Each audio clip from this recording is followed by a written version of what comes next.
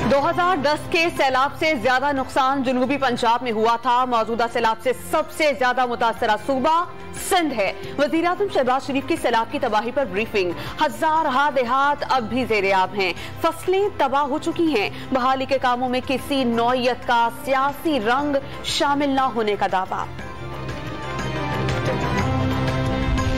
इमरान खान सुन लो, गाली की सियासत अब नहीं चलेगी। शहबाज हुकूमत रंग लाएगी। बहुत जल्द पाकिस्तान की मईशत बेहतर हो जाएगी। लीगी रहनुमा मरियम नवाज का चिश्तिया में जलसे से धुआंधार खिताब। वाज़ेह कर दिया कि इमरान खान की इख्तिदार की ख्वाहिश मनो मट्टी तले दादबी। इलेक्शन जब भी हो शिकस्त पीटीआई का मुकद्दर होगी।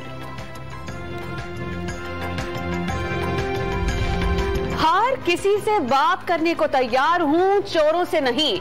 सरबराह तहरीक इंसाफ ने ज़िमनी इंतखाबात का मुलतवी होना हुकूमत का खौफ करार दे दिया। मुल्क में निज़ाम इंसाफ की दुरुस्ती पर जोर। मुल्तान जलसे से खिताब में तौहीन अदालत केस पर बात करने से गुरेज।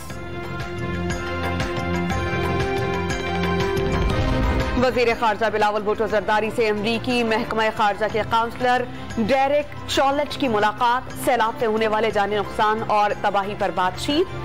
पाक अमरीका ताल्लुकात को मजबूत बनाने के लिए मजीद ताउन पर इत्तेफाक।